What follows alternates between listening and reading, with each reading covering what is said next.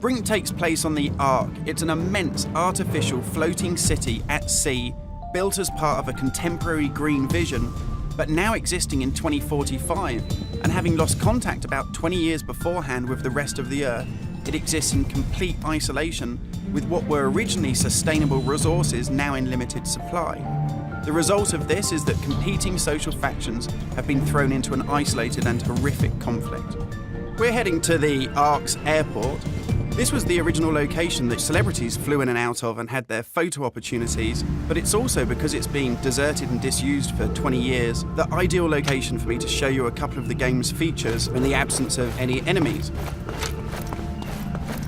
Now, Brink uses those same familiar shooter controls that you're used to, but without the artificial constraints, because we've developed a new system that we're calling SMART.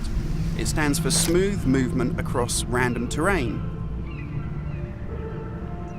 If you walk up to something that's an obstacle, just as you would do in any other shooter, you'll stop. But if you want to try and indicate to the game that you want to get somewhere as quickly as possible, using this SMART button, you're able to vault, mantle, and climb with ease. And this is a cool system for helping you navigate through the game, but it's not an autopilot. You don't enter a canned animation that you can't get out of. It's great for advanced players too.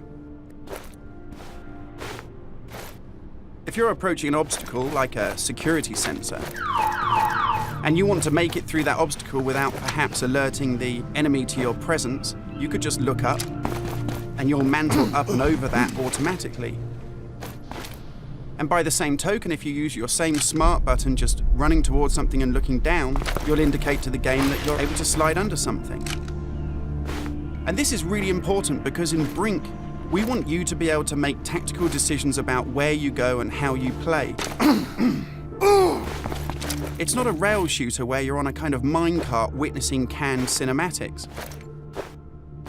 And that's important too, because in Brink, irrespective of whether you play offline or online, you can create a cool identity for yourself that really reflects how you want to play the game. So in Brink, you take on a combat role that suits your preferred playing style, whether you're on the front line attacking the enemy or perhaps at the rear doing support. You'll take part in military objectives as part of a coordinated squad.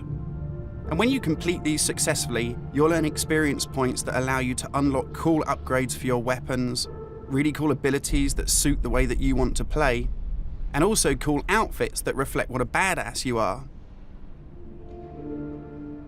And you can do this irrespective of whether you play offline in traditional single-player style mode with no internet connection, or play cooperatively with up to 7 friends, or go online and play fully where the entire game is full of strangers.